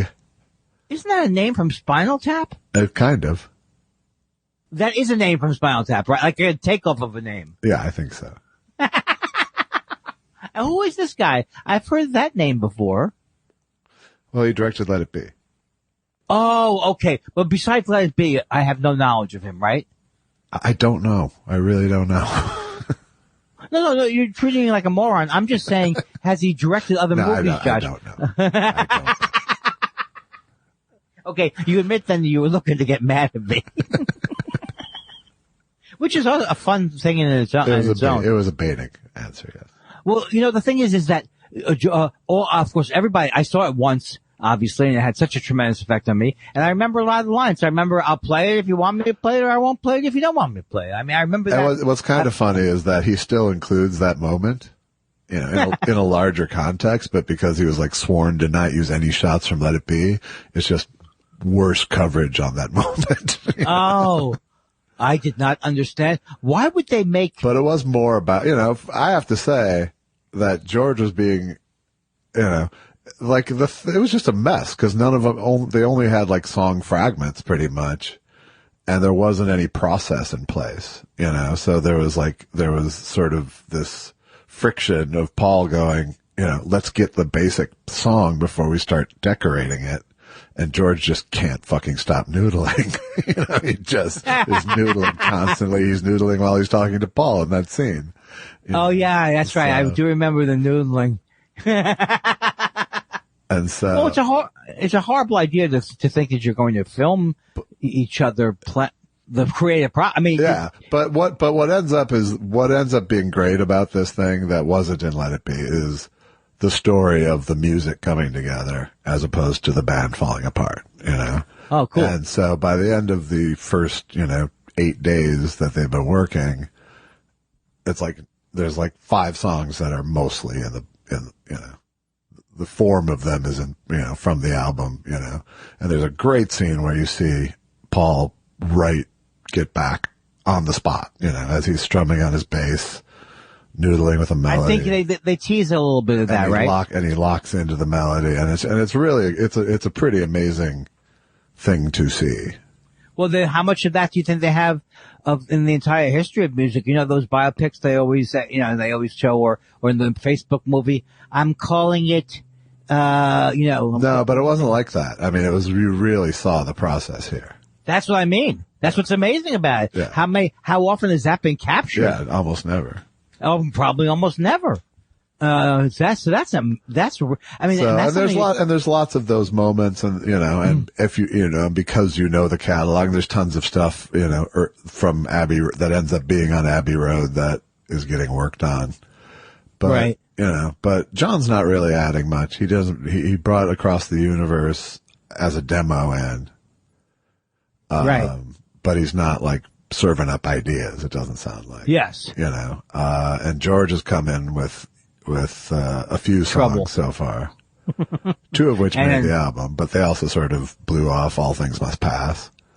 Are you talking about they blew it off in terms of are you talking about historically they blew it off? Well, they blew it off. They didn't put it on Let It Be, Oh. They didn't develop it. They didn't spark to it.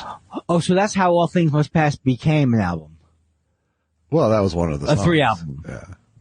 Oh, cause that's like, you see, like. George had all this material that's how All Things Must Pass happened, just because George had all this material that the Beatles didn't want. And I love that. I love that album. Yeah, I kind of love it. I don't like the production on it at all, but I like a lot of the songs. Yeah. It's extremely hard for me, not like I'm saying difficult Einstein, but the fact that I listened to all of them first time through, loving it. So it's hard to separate and evaluate it. Yeah. Like you're more, I kind of loved everything. Well, and you heard it at the time. I mean, I had heard George Harrison a bunch of other ways before hearing that album too. So. Right. I think, in a way it sort of, I just think there's better ways to convey George Harrison, and I had heard them first. Yeah. And to me, I'd never heard, well, I was a huge Dylan fan too, so, but I'm trying to think of If Not For You, I had probably heard it first because I got into Dylan by the time I was in senior year of high school. Like, I started to get obsessed with Dylan. Yeah. But I think I had heard If Not For You first on George. When was All Things Must Pass? Do you know when that came out? I think 71. Oh, okay. Unbelievable. Wow. Well, it sounds like okay, I'm sorry. I either cut you off or you were still going. But, it's a bit of a slog, but the fact that it's a slog kind of draws you into the fact that it was a slog for them too. Right. And you start feeling the stakes of, this deadline, and like, boy, shit, they sure fuck around a lot. Excuse me. Sorry about that. There's a lot of Beatle noodling, but again, that's kind of what happened, And the only disappointing thing is how reliant they are for a laugh on singing their previous hits in a funny voice. Well, because you do, I know what you mean. You do like, they're kind of hysterical, but then it's gotta get old. Yeah. And you've heard the best examples of it already. But they are, but there's also just sort of open acknowledgement by all of them. And I'll spoil alert it, but George quits at the end of the first episode. Walks out. Well, that's not in the original movie? I can't remember if it is. I mean, it was known, but I don't know if it was in the original movie. Yeah. Why was the decision to not include any shots from the original? I mean, is that like a legal thing? I don't know. I think it was just an artistic choice. I think it was just the statement of, we have so much stuff that you haven't seen, and I'll prove it by saying you haven't seen it and let it be. Yeah. Yeah, I know. Because you're saying it's not like a whole thing you haven't, it's not, it's more of what you saw. Yeah, I mean, I contend that that the story is still essentially the same. I think it sounds that way. This is more fun to watch, and it wouldn't have, and he couldn't have taken this approach at the time, because part of the magic is, this classic song is in its fetal stage. Yes. But it wasn't a classic song at the time, It also counteracts the, that, cause it's like the first time you heard that he said scrambled eggs or whatever, I was interested, but now the fact that he uses the words, I know he does now. I know when he doesn't have the words. Right. He will say something. Well, it is a true difference, as much as it's sort of interesting to hear the story behind a song. Only sometimes. Sometimes. This is much different. This is the story of this. This is seeing the song itself get created, not the narrative that the songwriter is telling themselves about the song getting created. Yes. Yeah. Well, I do love, I think I said this 40 times already, but when he revealed that the backwards lead and I'm only sleeping, I could hear that stuff all day. Yeah. Because a lot of why it took me, I was a little bit slow on the guitar to learn things because I didn't have as good an ear as some people could hear it and then reproduce it. Right. So I look all the time now if there's on footage of Dylan playing or whoever playing and see what the keys are and all this kind of stuff. Well, another reason you should get the Disney Hulu bundle, because that McCartney 1, 2, 3 thing is full of that shit. That's his own show? That's his thing with Rick Rubin. Ooh, and that's only available if you have Hulu or you have Disney Plus. Ooh, Josh, how come would this be a good cartoon voice? Not in this country. Ooh. Well, I am ready for questions, or I'm ready for more of this, or I'm ready to. I've already poorly talked about it for long enough, and I'll come back next week and poorly talk about the rest of it. No. You have not poorly talked about it. You've whetted my appetite, and I certainly hope the fact that you started talking about it does not mean you will not come back next week and give us more. This is the Beatles, my friend. I feel encouraged. Yes, this is the Beatles. I don't give a rat's petunia. Oh, I have to tell you, though, one thing before we start into the letters, that I was watching one of my murder shows. Yeah. And I was watching my stories. Right. And they say something about, and it was just like, the, spoiler alert, or what is it called when you, not spoiler alert, but viewer discretion, listener discretion. This is a horrible image that the guy talks about. He sees somebody chopped in half in the basement, right? They're dismembered in the basement. And his reaction is, holy shnikes! Was it really? Yes! Because this is one of those shows where it was, they're called the murder tapes. So I'm actually seeing the actual tape. So I just couldn't. Wow. Who is he? Is he holding it in for somebody? Or He doesn't want to tell himself, holy fuck, or... He was raised on Scooby-Doo, I think is what it was. Holy shnikes! Zoinks! What's the matter, Lieutenant? Oh, there's a body chopped in half down here. Holy schmackago! It's time for questions! What do you want to know? We love your questions so much. It's half our show. Half our show. Sous Vide said, huh? You like the way I did that? Yeah, I did. Sous Vide says, why does it bother Andy when football commentators refer to running downhill or north and south, asking for a friend? I don't think it really does bother me. I just find it interesting that I didn't know it was an actual thing until I heard it. Now I understand what's north and south and east and west, but I still don't understand how you orient it. Yeah. Well, I think there is something to be said that football stadiums are set up on a north-south axis so that the sun doesn't play into one team's eyes. Oh, I didn't know that. That went right by me. Oh, so so it's the sun's rising and setting on the side of them. Yeah. Is how they try and do it. Right. They can't have done that with the first stadiums, right? The first stadiums, they were folding chairs. I'm pretty sure they knew what north and south were, though, back in those days. I don't think they did. My grandfather, he said, you see this, Andy? It's a direction stick. Well, what's that?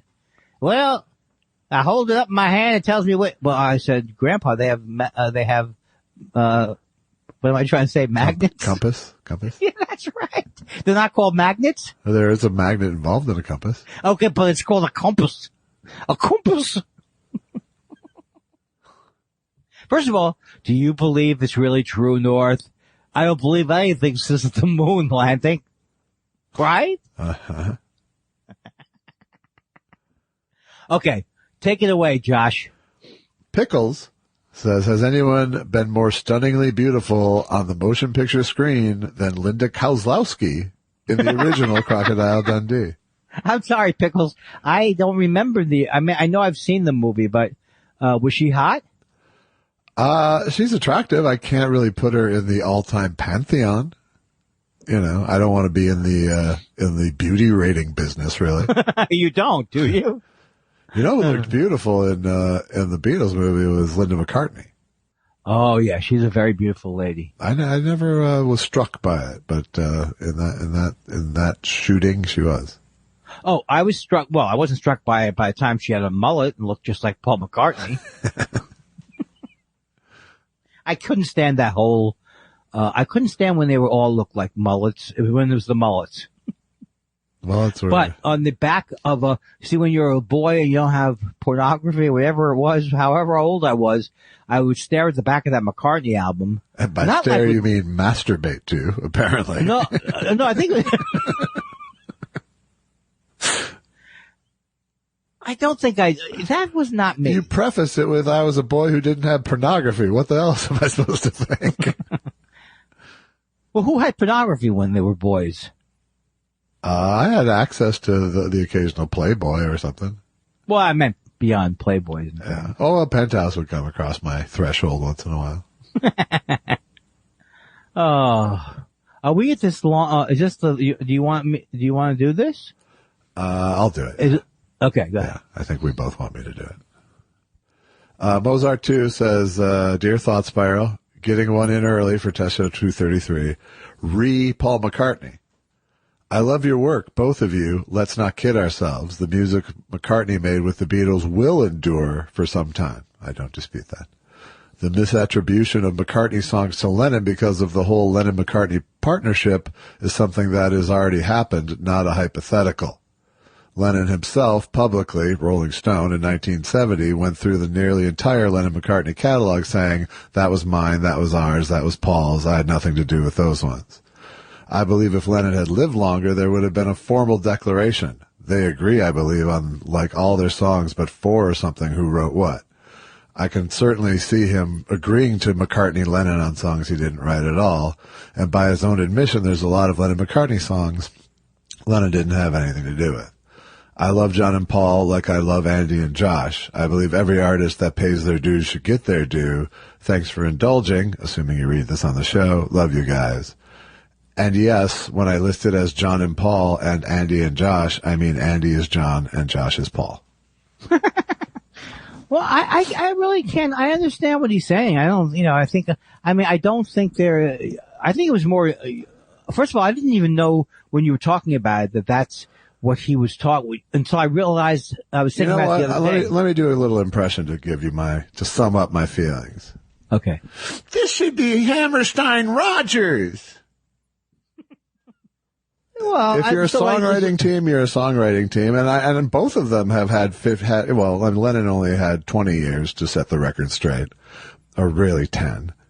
But I think it's fine for them to talk about who. Well, let me back up. First of all, I don't actually give a fuck, but I think it's insecure, and I think the tradition of songwriting teams is to keep the moniker in place.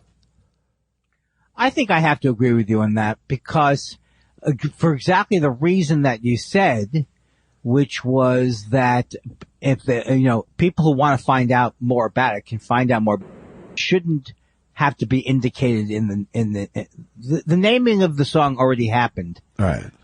Of how that was done, and it doesn't seem right. It seems weird. It does seem weird to me. Yeah, and I don't think not changing it the way that none of the previous songwriting teams of the past have in any way robs either one of their due. Oh, yeah. I'm glad they didn't change it. What are the 4 songs, though? Do you know? I have no idea. Oh. I find myself today still not, but that's the thing though, there is a pleasure in discovering if you want to discover more about things.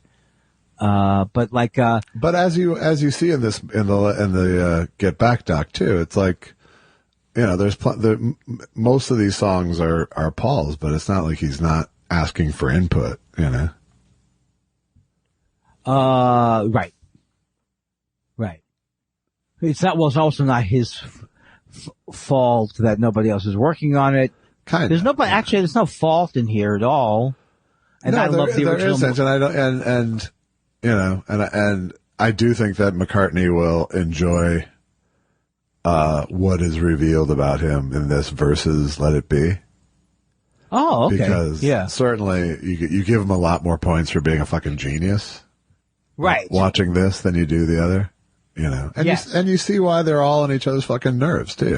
But I don't think I would have ended up being that same fucking guy is the problem with my watching of it, because after a couple days of like, what are we doing, guys? This is why I became a head writer from my 2 first staff writer jobs. It's like at some point someone's got to fill that void, and Brian Epstein wasn't there, so. Or at least the thing is, someone has to make it so that a process is taking place instead of everyone being just autonomous. Unless you're going to do a Metallica type. But I also will argue with some of the ways that McCartney's leadership skills aren't top notch. Oh, I can remember that from having seen it once. Yeah, they aren't. But, but the necessity for that leadership was in fact there. Yeah. So he might have been better saying, look, I don't know what, he might have been better just suspending the whole thing, but then we wouldn't have had this wonderful footage. Well, that is what they ended up doing, really. So. Yeah. Were they embarrassed for the move? Do they care? I don't know when people say, like, to me, that was like, I don't separate anything that they did really. Well, I get the sense that the only person I've ever heard be vocal about it is Paul. But Paul was like I said, Paul was the one who looked like the dick kind of in the movie. Oh, so you could see how he would be upset about it. Yeah. Yeah. That makes sense. He probably didn't know he was as controlling as he was because he was so used to it. Yeah, and he was 28th or something. That's the part that doesn't even make any sense at all. Oh, God. I'm glad I'm not a genius like that. Yeah, like that. That. It's better when you come into it later in life. Yes, I'm a late bloomer.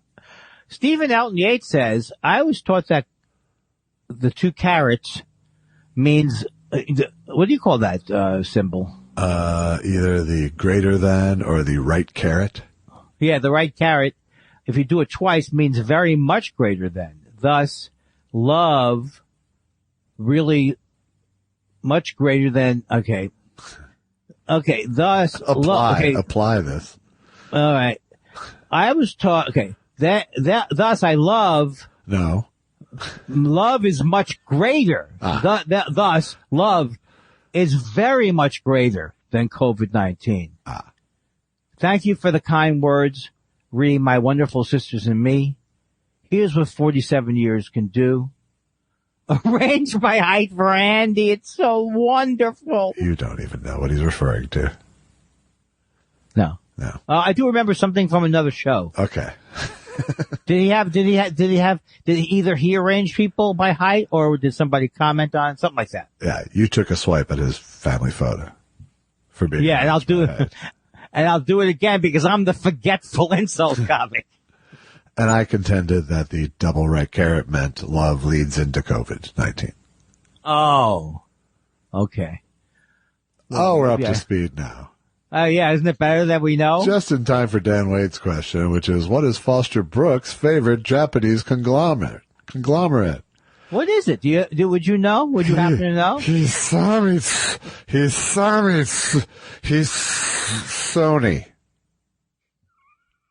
Did you come up with that pre-show? No, but I got Japanese conglomerate real fucking quick. He saw me too. Jason lacking Christmas spirit part. Oh, Jason. Did you ever see the movie It's a Wonderful Life? Oh, yeah. Shut the hell up, you goddamn savings and loan. Have either of you ever had brass in pocket? Dun, Well, dun, dun, dun. Bum, ba, Dun, ya, dun, da, dun, da, dun. da. Bing, bang, ba, ba. It is one of my favorite Pretender songs. I never thought of what it means. I want to see her. I gotta see her. I'm trying to figure out what the lyrics are. Move and moving. I got to, and you, and you, and you. I got to notice. I've got my arms. I've got my legs. I've got my sassy. I've got my sad self. What does she have? Gonna take my arms, gonna use my legs, gonna use my fingers, gonna use my sassy. Okay, what's that? I don't know. Sassy. Gonna use my sassy. Yeah. She's the sexiest woman who ever sung, though. She sings sexy. She has sexual images in her songs. I don't know. I don't know if she's no Linda Kozlowski. No, I'm just saying you could, well, I was attracted to the whole package. How tough she was. Sure. Jackie, you're goddamn right.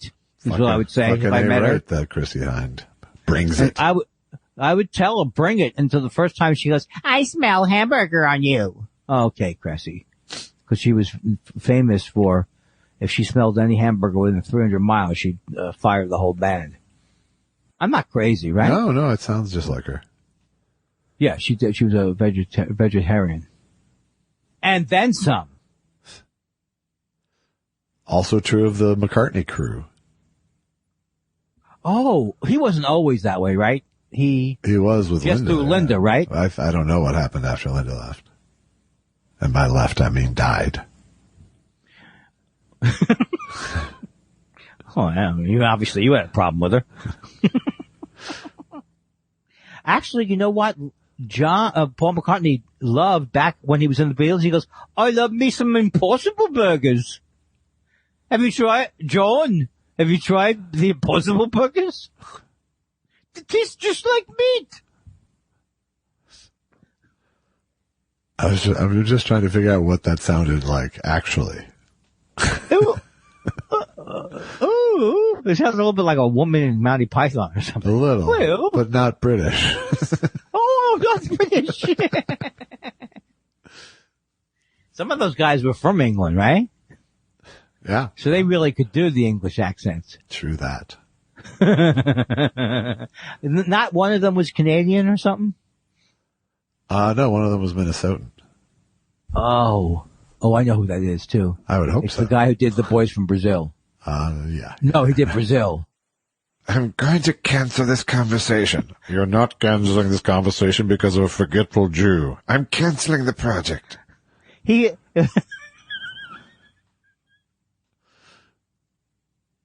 you do this on my deathbed when I'm completely gone, mind-wise? Yes. Well, he doesn't know what you're talking about, Josh. He's laughing, isn't he? That's At right. the memories. I triggered something, and I'm stepping on his air hose. Bandicoot B says, you mentioned sushi last week. What are your favorite rolls, dishes, or types of fish? I heard Andy likes it, but he is always concerned they don't put enough fish on his rolls. So he always asks Chef a question to make sure he has enough fish. Is that a joke about something that or is it just that I'm Jewish? I feel like it might be, is it ricey? I don't know. I don't know. That's very good. I would think that's exactly it. Is it ricey? No. It's a little too ricey. I like, my favorite of all time is Nazawa. Yeah. And I really do like sugarfish. And I have nothing to add of recent sushi places that I've discovered or know anything about because of the pandemic. But I don't think the question was really so much about your favorite sushi places because that doesn't apply to many people. Rather, what is your favorite rolls, dishes, or types of fish? All right, so that would be the Zawa's famous crab roll, which was the best of, which was like cooked crab with like mayonnaise or something, whatever, in a seaweed roll. It bummed me out that it was warm, though. Oh, I see what you're saying, but wasn't the crab part cold? No, it was kind of warm with the mayo in it, which makes it kind of. Oh no, for some reason none of that dissuaded me. I can taste it right now. Oh, I wish I could have that right now. Nazawa does kind of a warm sushi, which kind of bothers me. Well, it might be traditional. That may well be traditional, but. He didn't, when you went to have him, when he served it, he wasn't there. Yeah, when you do the omakase. Oh, I think it depends on when you get there or something like that. Anyway, I think you just don't remember. I very much remember when I love the hot rice against the cold sushi. Yeah. And that's why I remember that there. So. Yeah, I don't like that. I don't like it because it warms up the sushi.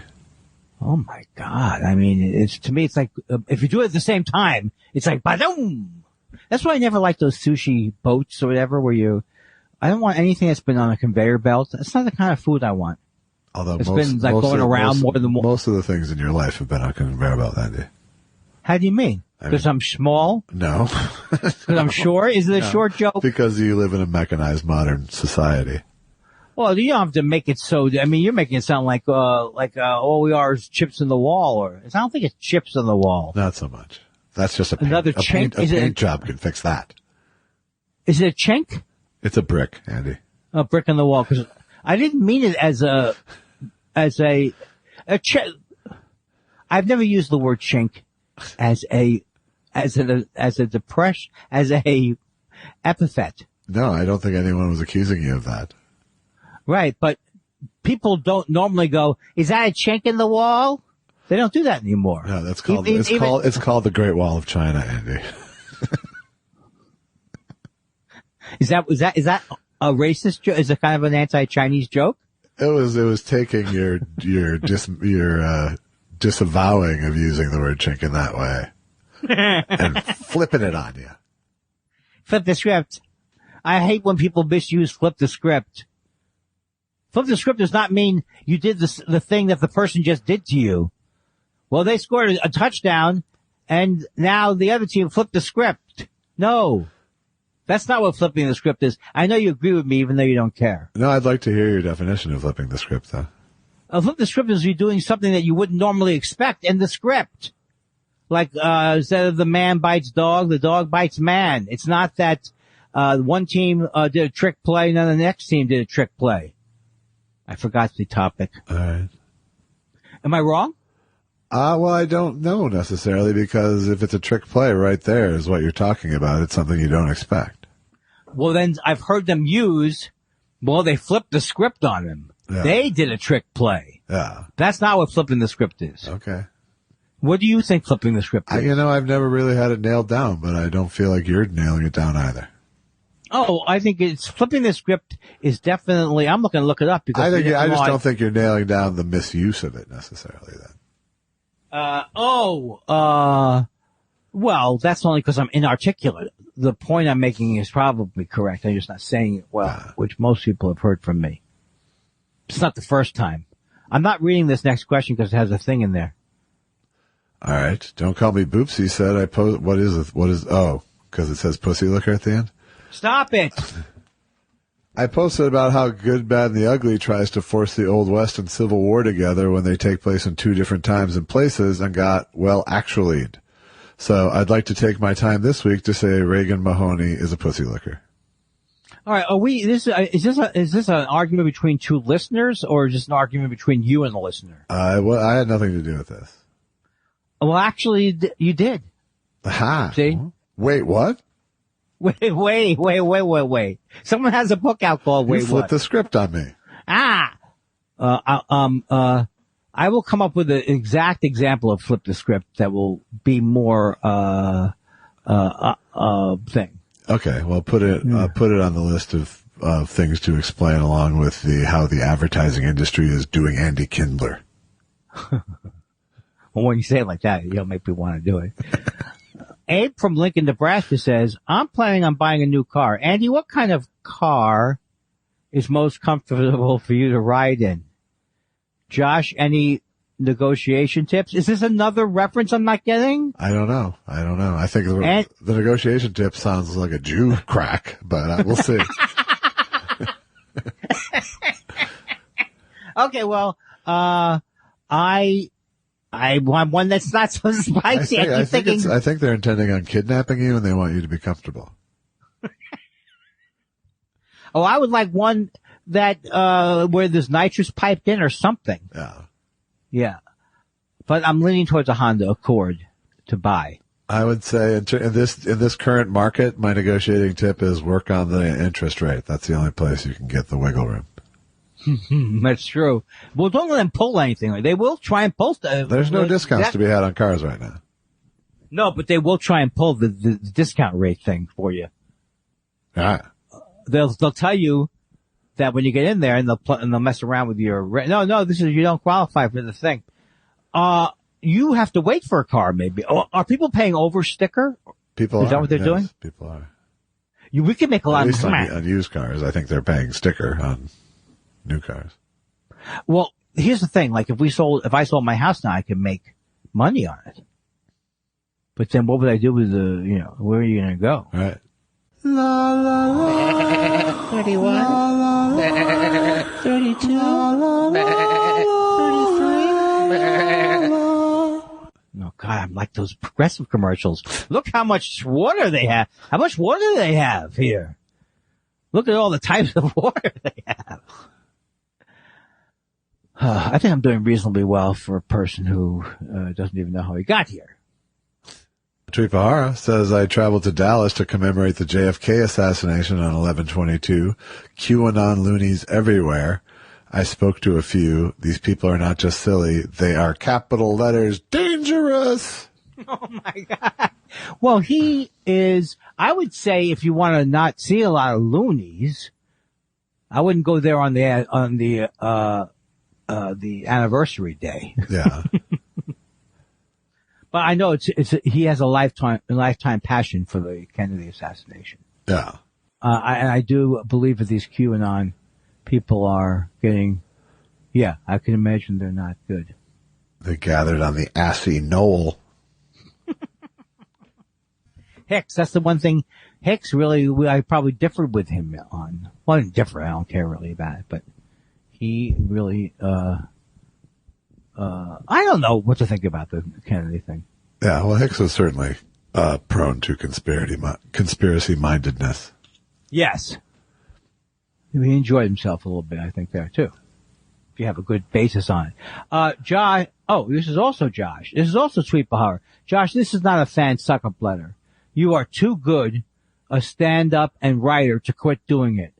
That bumper was some of the best written, performed stand-up I've ever heard, and comedy is my sports. Don't quit. Nice of you to say, Tweet Bahara. That was very nice, but not persuasive. No, I'm just kidding. I'm not retiring, but I'm not actively pursuing. Right. But that was a lovely. As long as there's an Acme Comedy Club, I'll do 1 week a year. Well, that doesn't sound like a nice spin. It's the only place where there's no friction for me to do stand-up. Ah. I don't know why I said it like that. How about that new club that's on Riverside Drive or something? Yeah, like I want to go hang there. You know, we need a Chuck McCann style place that we all go to. Absolutely. I'm half kidding. Well, I mean, after the pandemic. Right.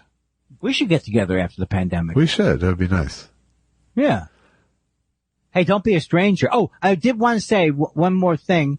Not one more thing, but the food that Susan did. Oh my God, it was so great. There was one thing that did not work out well.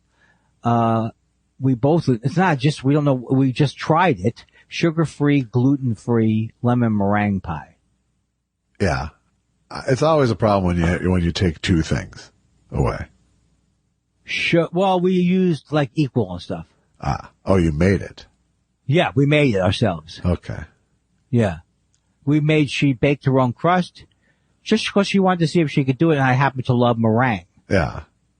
But, I realize now that even when I've had lemon meringue pie, I don't ever completely love it. All right. I love that meringue. Right. And I kind of like the lemon a little bit. I'm the same way. You the same way? Yeah. But isn't that meringue the best? You must make great meringue. I've never made meringue in my life. Come on. You'd be the best. I'm Mr. Merengue. We've talked about that before, right? The Tin Man? Yes. No, but just how funny. I was thinking about this the other night where he keeps saying, I don't know the guy. He goes, he does the merengue. I don't know the guy. But then when he gets in his mind that he's angry there, goes, as he drives away, goes, yeah, Mr. Merengue, huh? It's so good. Oh, man. Barry Levinson has made some great movies. It's true. And he's and you can tell he has a good sense of humor. Yeah. And you can tell I had nothing more to say about it. And you can tell. Yeah. Shecky Flopsweat says, Josh, you said that you weren't that crazy about falafel, but specifically, how would you describe the way it makes you feel? It makes me feel completely falafel. It doesn't make you falafel? No. It does not make you falafel. No. I understand, but what is I have to say that I've tried different falafel since at least 1978. I don't remember it being much on the East Coast, but I was in college anyway, so I probably wouldn't have. If there was a falafel craze, I missed it. Yeah. But the first time I had it in LA, I was like, yeah, this is good. And then it went downhill very quickly. Yeah. I don't like pita bread that much. No, it's the rare pita bread that really comes through. Yeah. But I do like hummus. Yeah. Side note. Okay. Richard Cole says, Happy Thanksgiving, fellas. Happy Thanksgiving to you, Richard Cole. I wonder what James Mason thought the first time he celebrated Thanksgiving with his new friends when he came to America to make movies. Well, we'll never know. We will never know. It's too bad, isn't it? It's too bad. Too bad. You want to read the next one? We'll never know. No. Well, it's so nice to be here at Plymouth Rock. I'm hungry, though. I'm a little peckish. But it appears that the production has set up some Native American craft service people. Oh, back then, Native American. Cool. Native American, yes. What am I, a savage? Just a joke, fellas. I love the fact, you know why it's so popular, the James Mason? Because the idea that you could face any of life's problems with that kind of dapperness. I believe that everybody would be better off with a little dash of me in them, yes. But then why do you endorse horrible Thunderbird dreck like that? It's not horrible, it's interesting. It's cheap rot. It's an unusual rot gut. taste. It's an unusual taste. It's I wouldn't say acquired because who would take the time?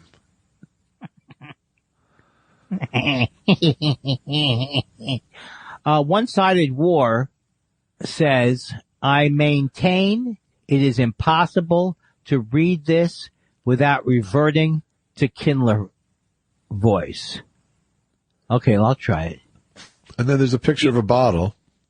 Right. Of a pill bottle with the brand. UTI don't think so. UTI don't think so. Yeah. UTI don't think so. Yeah, you did it in Kindler voice all 3 times. No. UTI don't think so. Yeah, still there. Still Kindler. UTI don't think so. I couldn't, if I saw this in the store, I would be ejected from the store. Yes, you would. Because I'd be like, I don't think so. Excuse me, sir. UTI, I don't think so. And this is a great. And then they'd call the cops and you'd be, APB nice to me. It's clinically proven ingredients that support normal urinary tract health. What's to say what's normal these days with the urinary tract? I don't want to say my urinary tract is abnormal, but it includes the song and something like that. Oh, damn it. I was on the hook. Chaotic Neutral says, hey guys, regarding McCartney's fading cultural impact, I mentioned Mel Gibson during Thanksgiving and most of my Gen Z relatives had never heard of him or the term anti-Semite. Thank you so much for the show and for giving us regulars a creative outlet. Where's your family from? Sweden? Everyone knows. I'm guessing, considering the last name, I'm guessing Switzerland. Ah, that's true. I think what if he was like, I have never heard of the term anti-Semite because it does not exist. That would be intense. It would. Thank you for participating, Chaotic Neutral. One of my favorite names. My own private NaNoWriMo says, gentlemen, the Macy's Parade has floats of all the popular figures of kiddie TV and ads. What deep cuts should have floats? Enid from Ghost World? Droopy? Well, I'm not going to answer it now. I thought this was a Wampus Reynolds, who I could count on for above board questions. I do not want a droopy float. I just don't want it. All right. How about the Great Gazoo? I don't remember what the Great Gazoo is. The Great Gazoo is an alien on the Flintstones voiced by Harvey Korman. Hello, dum-dum. That was an easy gig. Or, Ant-Man would be a cool one. And if it was just ropes going up to a joined single point in the sky. You know what? We could take, you know what? It's time to make the Macy's. This is not your father's Macy's parade. What a horrible idea for an event parade. I even as a child, parades were not entertainment. It's for a kid, it's the worst. Loud noises. You're hungry. You can't see. Tom says, wait, is that the last question? So you read the last one. Because you curse better than me. All right. The Tom says, I know I used the go fuck yourself joke at Thanksgiving 2 years ago. Did I steal it from you then? Yes, you did. I've been tweeting it since 2009. And how's it go? Got a new recipe for Thanksgiving and it topped the turducken. Mine is a goose with a pheasant and a duck with a yam and shellfish dressing. Yeah. It's a go fuck yourself. Is that your joke? Yes. I gotta retweet that. That's fantastic. Literally, I've tweeted it once a year for 12 years. And this year I put it on stage and posted a video. So if you go to you can see me telling it on stage at Acme. Go fuck yourself. Oh, you told it in Acme? Yes. And it was in last week's show. Last week's show, I lost it in the toilet. Okay, I have to start. Don't even start. Right. Don't you have letters though? You know, we can save the letters for next week. Well, why do I have the feeling that you've got 1 foot out the door now? Because I do. No, but I can beat you. I still could beat you to it. You could, but you should plug our income stream first. What is our income stream? It's buymeacoffee.com/thoughtspiral, where you can go and give us a one-time or an ongoing set of donations. Yeah, why haven't we been? Why haven't we? That's the thing that people should be giving to. Also, we're doing joint cameos from now on. Do they get you high? There's a body chopped in half down here. Holy schmackago.